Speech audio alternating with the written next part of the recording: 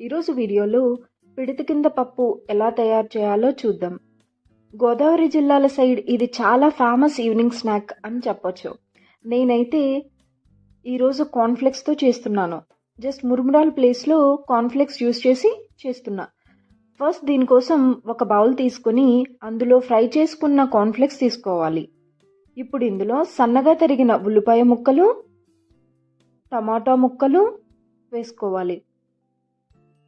అలానే రుచికి తగినంత ఉప్పు, కొంచెం కారం, గరం మసాలా, అలానే చిటికెడు చాట్ మసాలా వేసుకోవాలి. వేయించుకున్న వేరుశనగ గుళ్ళు,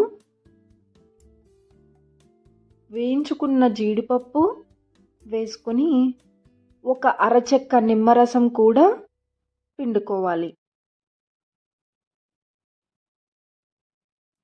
కొంచెం కొత్తిమీర కూడా వేసుకోవాలి. ఇలా ఇవన్నీ వేసుకున్నాక చేతితో బాగా కలుపుకోవాలి. ఇలా బాగా కలుపుకున్న తర్వాత పిడత కింద పప్పు రెడీ అయిపోతుంది. దీని టేస్ట్ మాత్రం చాలా యమ్మీగా ఉంటుందండి. ఇది ఈవినింగ్ టైంలో స్నాక్గా సర్వ్ చేసుకోవచ్చు. సో ఇదండి ఈరోజు వీడియో కనుక నచ్చినట్లయితే లైక్ చేయండి, షేర్ చేయండి. అలానే don't forget to suffer watching.